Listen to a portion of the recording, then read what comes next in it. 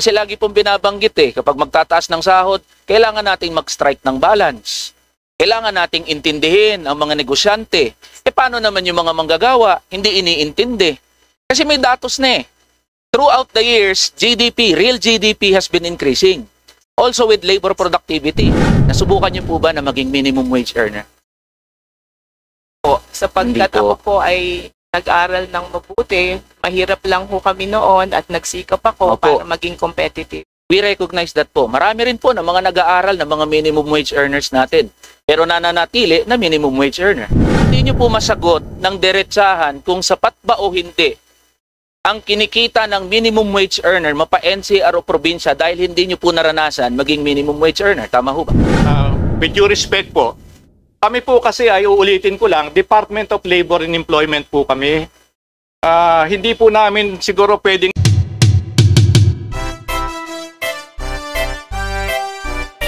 To all our congressmen and with the permission of our secretary, I'd like to state that the National Wages and Productivity Commission has two mandates.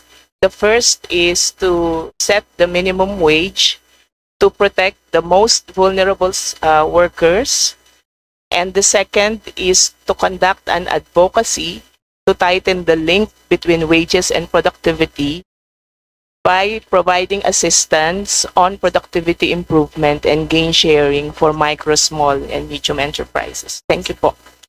Salamat po, Mr. Chair. Para magampanan po yung mandatong binanggit nyo, kayo po ay nagre-request ng 357 million. Tama po ba? At tama po yun, Your Honor. Salamat po. Ngayon, batay po sa pag-aaral ng National Wages and Productivity Commission, yung mga wage rates po ba o mga sahod ng minimum wage earners ay sapat? Ibig sabihin po nito, sapat ito para mabuhay ka ng disente sa isang buong araw, sa isang buong buwan. Salamat po sa tanong.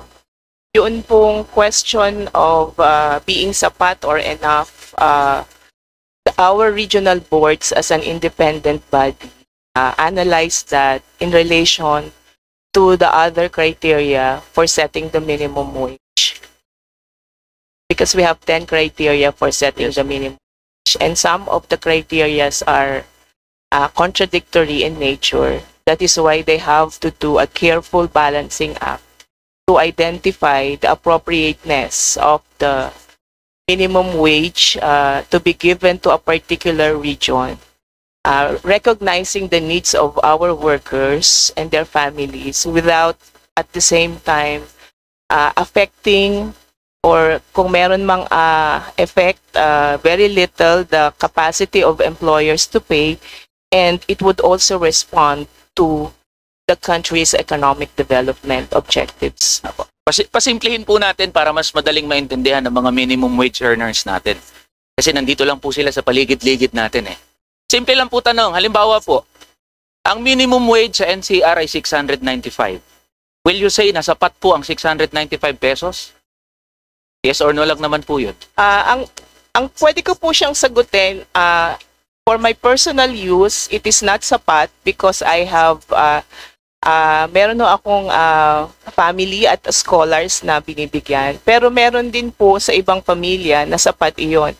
At yung sinasabi ko po kanina na ito ay nakabangga sa ibang criteria sa minimum wage determination. For example, ginagamit po namin as reference are the official statistics of our government, wherein one of the major criteria that we use is to identify the poverty threshold. And for example, in Metro Manila, the poverty threshold is at 517, which is actually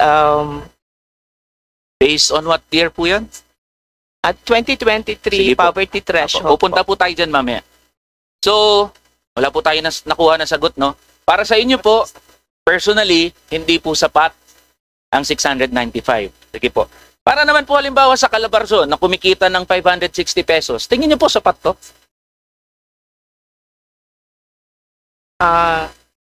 Sa Calabarzon po, ang poverty threshold sa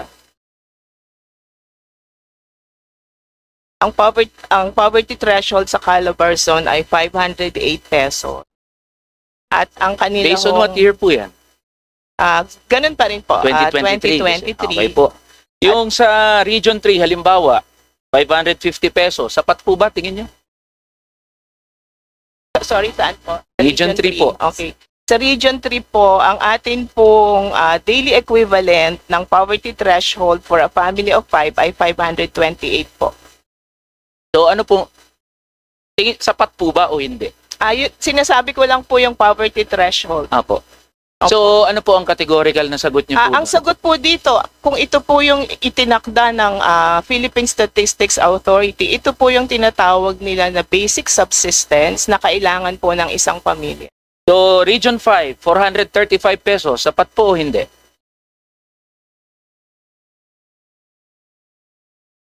Ganun pa rin po ang 460 po. Lahat po ng information na ibinibigay ko po, Your Honor, is the official statistics po na nakapublish ng Philippine Statistics Authority. Ang ginagawa po ng ating mga regional board ay mag-set po ng minimum wage, which is a little over the poverty threshold, but it should not approximate the average wage so that we have to give room for collective bargaining negotiation to flourish. Opo. So wala pa rin po tayo nakukuha kung sapat o hindi. Simple lang naman po kasi. Kasi pwede nyo pong sabihin yan kung sapat o hindi. So lagi nyo pong binabato doon sa poverty threshold. Mamaya po kasi pupuntahan natin yan dyan sa poverty threshold. Okay po. Ngayon, magkano po ang, if I may just ask po, kasi kailangan po natin mag-benchmark dito eh. Currently po, magkano po ang salary grade po niyo?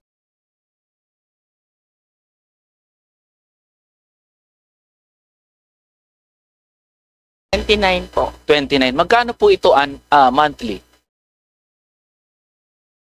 Nasa 160 po. 160,000. Nasubukan niyo po ba na maging minimum wage earner? Po. Sapagkat Hindi po. ako po ay nag-aral ng mabuti, mahirap lang po kami noon at nagsikap ako Opo. para maging competitive. We recognize that po. Marami rin po na mga nag-aaral na mga minimum wage earners natin. Pero nananatili na minimum wage earner.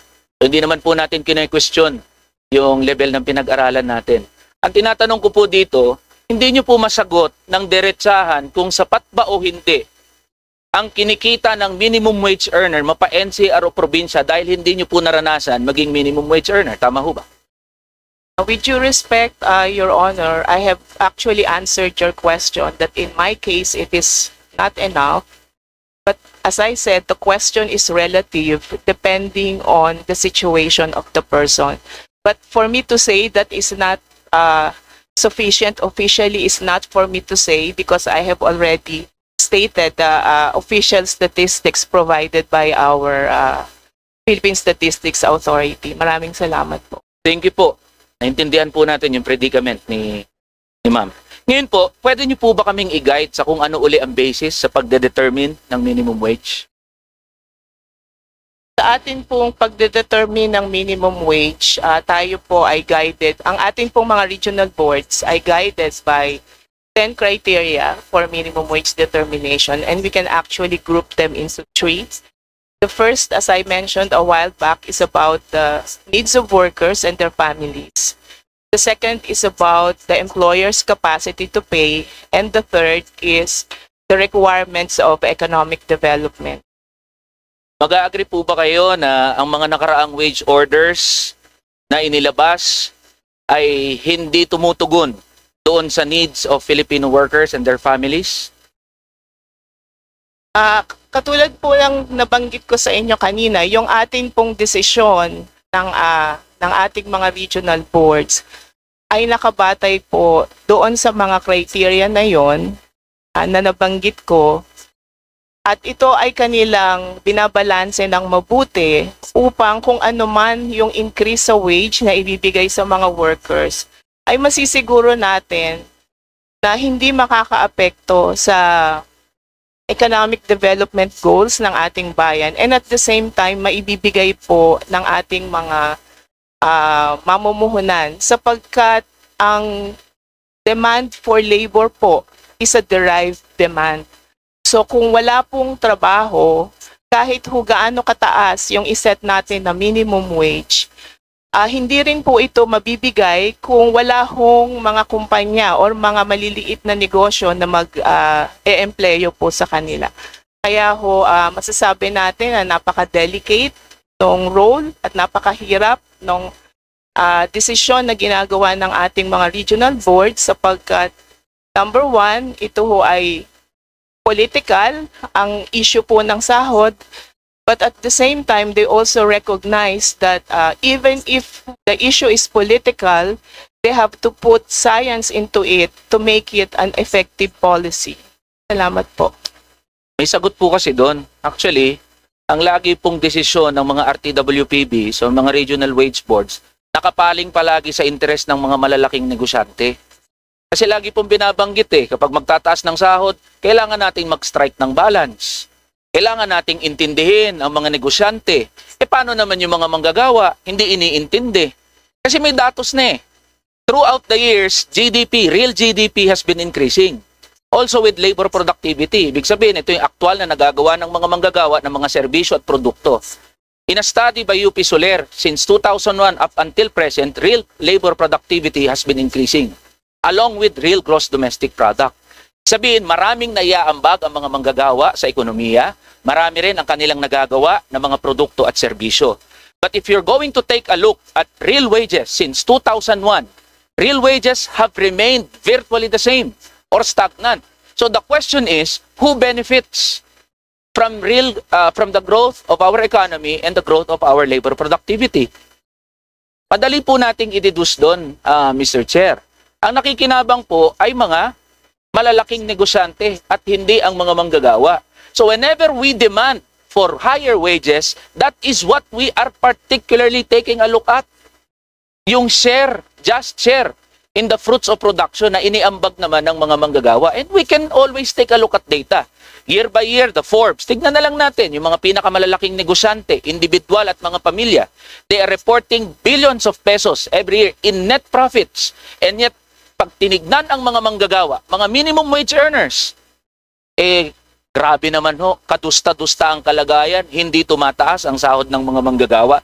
So would you care to comment with that? Kasi may sagot na ang mga regional wage boards kailanman ay hindi pumaling sa interes ng mga manggagawa at laging kinukonsidera ang interes ng mga malalaking negosyante. Kawawa naman ang mga manggagawa. So yun po ang pinupunto natin dito kasi you cannot say na balanse natin. Tatos na nga nagsasabi, tumataas ang economic productivity, tumataas ang labor productivity ng mga manggagawa. And yet, the real wages of workers have remained virtually the same since 2001 up until the present. So what will the NWPC say about this?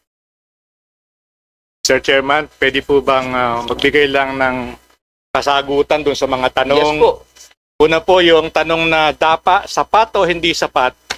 Gusto ko pong susugan yung sinabi ng Executive Director na ang sapat po o hindi sapat ay relative.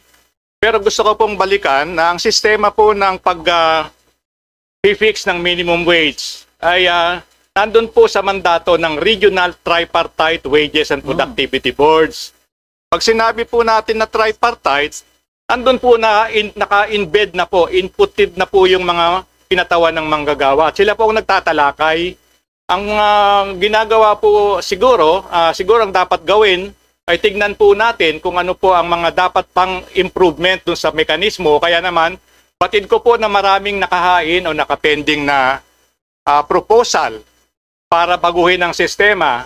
Kagaya po ng lagi kong sinasabi, ang karapatan at kapangyarihan po na magpanukala at magpasa ng batas ay aming kinikilala at nirespeto sa bahagi po ng DOLE.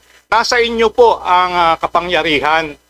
Kami po ang aming tungkulin pag nagkaroon na po ng panukalang batas na naging batas. Implementor po kami. At gusto ko rin po idagdag Mr. Chairperson at mga kasama po natin ang mga honorable members ng committee na kami po ay laging handang magbigay ng aming input sa inyo pong mga talakayan. Sa katunayan, tayo po ay bahagi Kayo po ay kasama doon sa pagdinig, Yes. doon po sa Senado. Yes. At akin naman din pong pinaabot doon na kami po ay hindi naman sumasagka o tumututol categorically. Dahil bahagi po ng trabaho namin, magbigay po ng inputs. Kung sa pananaw po ninyo ay hindi na angkop ito pong sistema na atin po namang nakikita. Kahit po ito sa rehiyon natin sa ASEAN at even po sa bahagi po ng International Labor Organization, meron pong convention dyan na tinitignan din po yung tripartite composition ng ating minimum wage fixing mechanism. Pero again, just to reiterate, kasama nyo po kami dun sa mga layunin na paangatin ang kalagayan ng mga manggagawa. Subalit, kagaya po ng nasabi ninyo, just share in the fruits of production. Meron pa pong katagdagan na provision yung nasabing same Article 3, Article 13, Section 3. Binibigyan din po ng pagkilala ang karapatan ng mga nagninegosyo sa expansion and growth. So, kaya kung hindi man po ninyo talaga matatanggap yung aming sinasabi na kailangan namin mag-balance, ang DOLE po kasi ang kanyang constituency, kagaya po ng ipinakita kanina na nakita naman po ninyo, bahagi po ang employers at saka ang workers. Kaya po tripartite. So kung meron po tayong nakikita na pwedeng pagbabago, kami naman po bukas ang aming kaisipan. Yun din po ang sinabi ko kanina, kung ako po ay magbigay ng panimulang pangungusap. So yun po yung aming tugon dun sa inyong mga tinatanong. Dahil nakita ko naman po yung line ng inyong pagtatanong. Sapat, hindi sapat. Sapat to us is never actually categorically masayang sapat unless talagang pusing na po o lampas-lampas na yung mga tinatanggap. Lagi pong nabanggit ko nga po kung nung kayo'y nandun sa Senado, ito pong trabaho na pag-fix ng minimum wage. It's always a difficult, thankless job, especially sa mga member po ng Regional Tripartite Wages and Productivity Boards. But having said that, meron po kaming mandato. Yung mandato po pinagkaloob ng Kongreso na kung saan kayo po ay membro, kaya kayo rin po ang pwedeng magbago kung gusto po nyong baguhin yung sistema. Yun lang po siguro ang aking pwedeng maidagdag sa mga sagot po ng ating Executive Director ng NWPC. Fully understood po. Can I respond, Mr. Chair? Yes, Kong Eli. Also, after the response, can you please wrap up, boss? Thank you. Okay po. Naiintindihan ko po kaya nga po yung dyan sa regional wage boards at yung kasalukuyang mekanismo sa kung paano itinatakda ang pagpapasahod, wala po talagang lohika yan. Yung RA 6727, yung regionalization of wages. Kaya nga ho, kahapon, tama ho yun, nandun din ho kayo sa Senate Committee on Labor at nagpahayag din ho kayo ng inyong pagtingin doon sa pagkakaroon ng isang national minimum wage. Ang tindig po dyan ng mga manggagawa, dapat nang repasuhin yung batas na yan dahil mahigit 36 years, mag-aapat na dekada na mula nang naisabatas yung RA 6727. And the position of the workers, very clear. Kailangan ng repasuhin yan. Kaya po ginagawa ng Kongreso ang kanyang trabaho para repasuhin na yung RA 6727 na na-enact noong 1989. Ngayon po, in line with this, Mr. Chair, just a quick manifestation. Categorically po, kasi hindi nga po natin makita kung anong tindig ng DOLE. Sa pag-aalis ng provincial rate, at kayo naman din kanina sa ating palitan ng mga punto, nakikita natin merong kahinaan doon sa mga RTWPBs natin. Papabor ho ba kayo na alisin o baguhin yung wage fixing mechanism natin? Liwanag naman po ang tugon ko kanina at uulitin ko lang, kami po ay kumikilala at rumirespeto sa kapangyarihan po ng Kongreso, both houses. Siguro po dapat maunawaan din at with due respect po, kami po kasi ay uulitin ko lang, Department of Labor and Employment po kami. Hindi po namin siguro pwedeng dapat na categorically tatayuan ng isang usapin dahil yun po naman ipagpapakita ng bias o ng partiality. Gusto po naming kilalanin ang wisdom at better judgment po ng bumubuo ng ating Kongreso dahil nakikita po namin, kagaya kahapon, mag-iimbita kayo din ng mga resource person.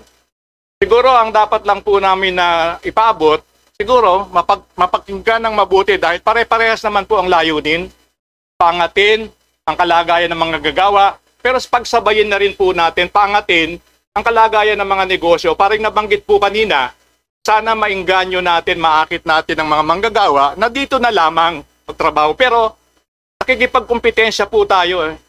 Alam po naman ninyo at batid ninyo na hindi lamang po tayo mayroong paghamon dito sa ating locally, sa region, and internationally. Lahat naman po yan mayroong epekto sa atin. So kinakailangan po ay tingnan natin mabuti, suriin natin ano ba ang hakbangin na pwedeng gawin, pero magkasama po yung pagtingin sa pag-aangat ng kalagayan ng mga manggagawa at ng kanilang pamilya. Yun naman po ang bottom line din ng mga gawain, ng mga programa, ng mga pondong pinagkakaloob ng inyong ng Kongreso upang tutukan yung patuloy na paglago ng ekonomiya na dapat mag-redound po sa pakinabangan ng ating mga manggagawa.